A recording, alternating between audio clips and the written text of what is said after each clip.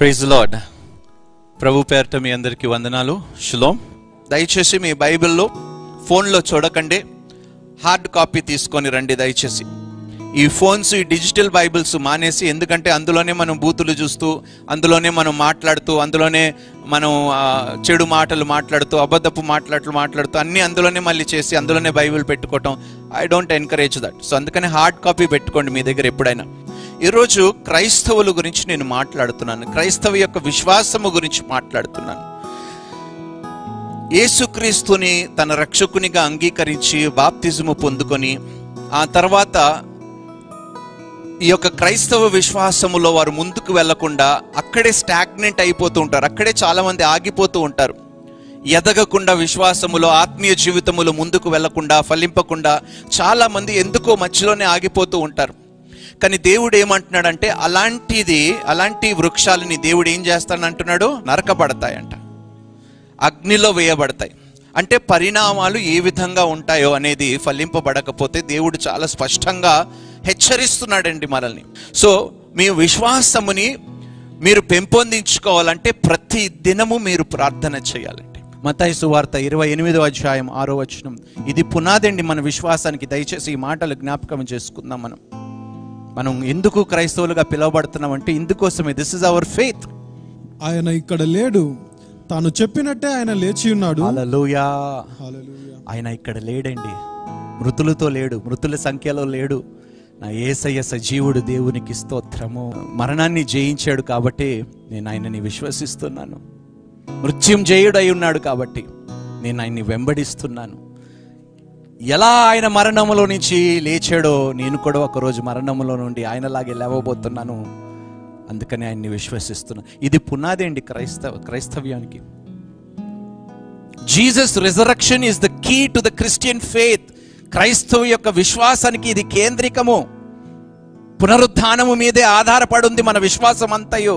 మరణాన్ని జయించి పునరుద్ధానుడై సమస్త అధికారము కలిగిన యేసయ్యని మనం పూజిద్దాము. ఆయన మీద మన విశ్వాసముని కనపరుచుతాము. ఆయన ఇక్కడ లేడు, తాను చెప్పినట్టే ఆయన లేచి ఉన్నాడు. ఆయన ఇక్కడ లేడు. నువ్వు ఎక్కడెక్కడైతే వెతుకుతున్నావో, మేలు పొందుకోవటానికి ఎక్కడెక్కడ ఎత్తుకుతున్నావో అక్కడ లేడంట. వెతకవలసిన చోటు వెతికితేనే యేసు దొరుకుతాడు. అందుకనే అపోస్తలుడైన పౌలు కొలొస్సీయులకు రాసిన పత్రిక 3వ అధ్యాయంలో అంటాడు, పైనున్న వాటి మీద దృష్టి సారించు. నువ్వు ఈ భూలోకంలో ఎక్కడ ఎతికినా కూడా నీకు మరణము ఛాయనే కనిపిస్తుంది. కంపు, కుళ్ళు, కుతంత్రాలు, పగ, ప్రతీకారము, ఈర్ష్య, ద్వేషము, హత్య, మానభంగాలు ఇవే కనిపిస్తాయి ఈ లోకంలో. కానీ యేసు వైపు చూడు, యేసుని చూడు. యేసు మీద నీ విశ్వాసమును నిలబెట్టు. నీకు జీవము కనిపిస్తుంది, సమాధానము పొందుకుంటావు, నువ్వు సంతోషముని పొందుకోగలుగుతావు. మరణం అనే ఛాయ కూడా నీ దగ్గరికి రానియకుండా యేసు నిన్ను కాపాడుతాడు. దేవునికి స్తోత్రము. Just as he has promised, ఆయన చెప్పినట్టు చేశాడు. అది యేసుక్రీస్తు ప్రభు. అందుకని నేను ఆయన్ని విశ్వసిస్తున్నాను.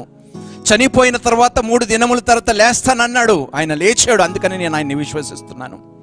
ఆయన చెప్పి చేయకుండా, ఆయన మాట ఇచ్చి స్థాపింపకుండా అన్న మాట ఆయన రుజువు చేశాడు కాబట్టి నేను ఆయన విశ్వసిస్తున్నాను. నేను పిచ్చివాడిని కాదు, వెర్రివాడిని కాదు. ఆయన యందు నేను విశ్వాసముని కనపరచడానికి, ఆయన నిజమైన దేవుడు అని ఎరిగి నేను ఆయన్ని విశ్వసిస్తున్నాను. ఇది నా విశ్వాసము. నా కోసము ప్రాణములు పెట్టిన వాడికి, నన్ను క్షమించిన వాడిని నేను ఎందుకు విశ్వసించకూడదు? నా పాపము యావత్తు ఆయన మీద మోపుకున్న యేసుక్రీస్తు నేను ఎందుకు విశ్వసించకూడదు? నేను చేసిన అపరాధములు బట్టి నన్ను క్షమించి శిక్షించకుండా ఉన్నందుకు నేను ఎందుకు విశ్వసించకూడదు ఆ యేసుక్రీస్తు ప్రభుని? ఇన్ని మేలులు కలిగి చేసిన యేసుక్రీస్తుని ప్రభుని నేను ఎందుకు విశ్వసించకూడదు? పరలోక రాజ్యములో ఆయనతో పాటు ఏలే కృపని ఇచ్చే యేసు నేను ఎందుకు విశ్వసించకూడదు? ఆయన చెప్పాడు, ఆయన ఇక్కడ లేడు, మృతుల్లో లేడు, నా యేసు సజీవుడు. అందుకని నా యేసుని నేను విశ్వసిస్తున్నాను. కానీ మన విశ్వాసము ఆయన ఎంతగా కనపరుస్తున్నాము యేసులో ఒకసారి ఆలోచించండి. ఏదున్నా, ఏ బాధ ఉన్నా, ఏ కష్టమున్నా, చచ్చిపోయే మనుషుల దగ్గరికి వెళ్ళి సహాయం కోరుతున్నాం, కానీ బ్రతికున్న యేసు దగ్గరికి మనం వెళ్ళి విశ్వాసాన్ని కనపరచలేని దౌర్భాగ్యులుగా మనం బ్రతుకుతున్నాం. ఒక్కసారి ఆలోచించండి. Go to the living God, not to a man who is going to die today or tomorrow. సజీవుడైన యేసు దగ్గరికి వెళ్ళండి. ఈ లోకములోనే కాదంట, వచ్చే లోకములో కూడా నీకు నిత్య జీవమును కలిగిస్తాడు. దేవునికి స్తోత్రము. అలాంటి యేసు దగ్గరికి వెళ్దాం. ఆయన యందు విశ్వాసముని కనపరచుకు, పనికిరాని వాటి మీద విశ్వాసము చూపించకండి. అందుకనే యేసు బహుశా అంటాడు, నేను తిరిగి వచ్చినప్పుడు విశ్వాసులను కనుగొనను. అంటే ఎవరైనా ఉంటారా విశ్వాసులు? ఎప్పుడైతే నీ విశ్వాసాన్ని నువ్వు కనుపరుస్తావో, లోకానికి నువ్వు ఎందుకు క్రీస్తుని అంగీకరించావో నీ రక్షకుడుగా నువ్వు తెలియపరిచినప్పుడు నిన్ను నిందిస్తారంట, ఖండిస్తారంట, భయంకరమైన మాటలతో హింసిస్తారంట, అబద్ధపు సాక్ష్యాలు నీ మీద పలుకుతారంట. కొన్ని కామెంట్స్ చూస్తే అందులో తప్పు లేదు. వాళ్ళు ఏమనుకుంటున్నారంటే క్రైస్తవుడిగా మారితే ధనవంతులు అయిపోతాం అనుకుంటున్నారు. నా దగ్గర చాలా డబ్బు ఉంది అనుకుంటున్నారు చాలా మంది. ప్రతి ఒక్కడు మెసేజ్లు పెడతారు నా దగ్గర, 50,000 కావాలి, 5,000 కావాలి, 10,000 కావాలి. నేనేమైనా బ్యాంకు నడుపుతున్నానారా?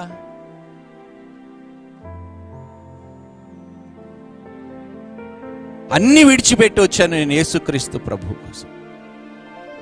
అడుగుతున్నాను, ప్రభువా నా కుటుంబాన్ని పోషించే కృపని నాకు దయచేయని నేనే ప్రార్థన చేసి అడుగుతున్నాను. ఇంకా అందరికి అదే మైండ్ సెట్ ఉంది. రాజా హీరో కాబట్టి చాలా డబ్బులు ఉంటాయి, చాలా డబ్బులు ఉంటాయేమో అనుకుంటున్నారు. అరే పిచ్చి వాళ్ళ, డబ్బు కోసం రాలేదురా యేసుక్రీస్తు ప్రభు దగ్గరికి. ఆయన గొప్ప దేవుడని గ్రహించి ఆయన మాత్రమే రక్షించగలుగుతాడని నేను నమ్మి, నా పాపానికి క్షమాపణ ఆయన మాత్రమే ఇవ్వగలుగుతాడని నేను విశ్వసించి ఆయన దగ్గరికి వచ్చాను. డబ్బు కోసం రాలేదు. డబ్బు సంపాదించుకోవాలంటే నా దగ్గర చేతులు, కాళ్ళు, తెలివి అన్నీ ఇచ్చాడు దేవుడు. యేసును నమ్ముకోవటానికి డబ్బుతో సంబంధం లేదయ్యా, హృదయముతో సంబంధము. ఎంత దౌర్భాగ్యమో చూడు, ఎంత మూర్ఖులుగా మాట్లాడతారు. ఎన్ని అబద్ధపు సాక్ష్యాలు, ఎన్ని నిందలు నా మీద నేను ఒకటే అన్నాను ప్రభువా, ఎన్ని నిందలు నా మీద మోపిన, ఎన్ని అభండాలు నా మీద వేసిన ప్రభువా, అంతము దాకా సహించే శక్తిని ప్రభువా నాకు ఇవ్వు ప్రభు. అలాంటి విశ్వాసముని కనపరిచే కృపని నాకు అనుగ్రహించు ప్రభువా. Let every man be a liar and let God be true. దేవుణ్ణి నమ్ముకుంటే ఎలాంటి కష్టములోనైనా దేవుడు వాడిని నిలబెట్టగలుగుతాడు. బ్రతుకుటైతే క్రీస్తు కొరకు, చావైనా to live is for Christ and to die is gain అని చెప్పగలిగే విశ్వాసముని మనం కనపరచగలుగుతున్నామా? చెప్పండి, ఎలాంటి విశ్వాసము కలిగి మనం బ్రతుకుతున్నాము? అసలు ఎందుకు బ్రతుకుతున్నామో కూడా మనకి తెలుసా? ఈరోజు నేను ఒక ఉదాహరణ మీకు ఇవ్వాలనుకున్నాను. ఎవరైనా స్టేజ్ మీదకి పిలిచి, బ్రదర్ మీ 2 చేతులు పైకెత్తండి, చేతులు పైకెడతాడు. బ్రదర్ ఒకసారి కింద కూర్చోమంటే కింద కూర్చోడు. ఆమెన్ అంటే ఆమెన్ అనమంటాడు, ఆమెన్ అంటాడు. హల్లెలూయా అంటే హల్లెలూయా అంటాడు. ఒకసారి అటు తిరుగు, ఒకసారి ఇటు తిరుగు, ఏది చెప్పినా చేసేస్తాడు. కానీ యేసుక్రీస్తు చెప్పింది ఎందుకు చేయవురా అంటాను. నేను చెప్పింది అన్నీ పాటించే ఏమైనా కష్టంగా ఉన్నదారా? చేతులు ఎత్తమన్నాను ఎత్తావు, కూర్చోమన్నాను కూర్చున్నావు, ఈ మాట పలకమన్నాను పలికేవు. అరే నేను చెప్తే ఇంత ఈజీగా చేసేస్తావు, దేవుడు చెప్తే ఎందుకు అంత కష్టంగా భావిస్తావు నువ్వు? ఎంత దౌర్భాగ్యమో చూడండి. మనిషి చెప్పిందల్లా, ఈరోజు ప్రభుత్వం బయటికి పోవద్దంటే వాడు బయటికి పోడు, ముఖాన్ని గుడ్డ వేసుకొని కూర్చోమంటే కూర్చుంటాడు. వాళ్ళు పెట్టిన ప్రతి ఆంక్షకు లోబడతాడు, అది భారంగా ఎంచడు. కానీ దేవుని వాక్యాన్ని దగ్గరికి వచ్చేసరికి, దేవుని ఆజ్ఞల దగ్గరికి వచ్చేసరికి ఎందుకు అంత కష్టము, ఎందుకు అంత మూర్ఖత్వము, ఎందుకు అంత మొండితనము? ఏం విశ్వాసం కనపరుస్తున్నామో?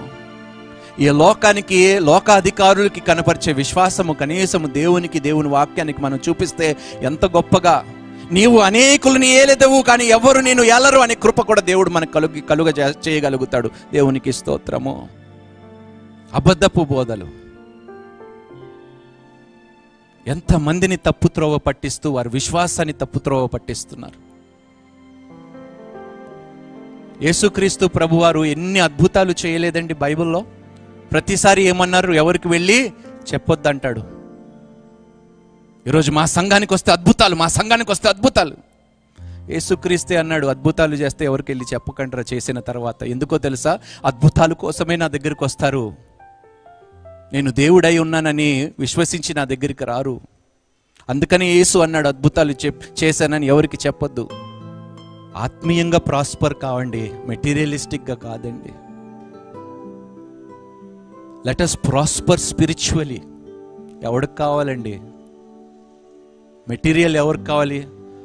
పైసా ఎవడు తీసుకెళ్ళాడండి రూపాయి సమాధిలోకి? చెప్పండి. నీ ఒంటి మీద ఉన్న బంగారము నగులు అన్నీ తీసేసుకుంటారు, జేబులో పెట్టుకుంటారండి. నువ్వు చచ్చిపోయినప్పుడు వస్త్రాలు కూడా తీసేస్తారు కొన్నిసార్లు. ఏమి లేకుండానే నువ్వు పోతావు. సో ఎవడికి కావాలండి ఈ లోకంలో ప్రాస్పరిటీ? క్రీస్తునందు మనం అందరం వర్ధిల్లుదాము, ఆత్మీయంగా మనం అందరము వర్ధిల్లుదాము. To live is for Christ, to die is gain అనే విశ్వాసము ఈ లోకానికి కనపరచుదాం. మనం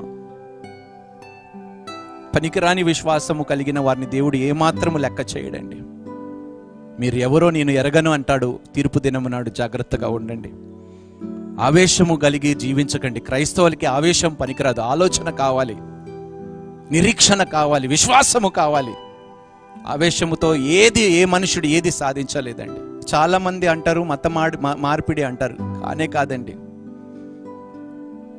ఆ విశ్వాసం అనేది పెంపొందించకపోతే క్రైస్తవులుగా ఎక్కువ కాలం మీరు ఏమి శ్రమ పడని అవసరం లేదు. ఎవరు గురించి వాడు విశ్వాసము లేకపోతే ఆటోమేటిక్గా వెనకబడిపోతాడు. వారి గురించి ఆలోచించవలసిన, చింతించవలసిన అవసరం లేనే లేదు ఏ మనుషుడికి కూడా.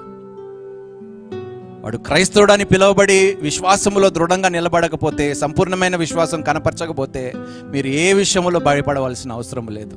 వాడు ఆటోమేటిక్గా మిగతా వారి బాటలోనే చేరుతాడు. భయపడవలసిన అవసరం లేదు. ఫోర్స్డ్ కన్వర్షన్ అనేది అది ఒక అపోహ.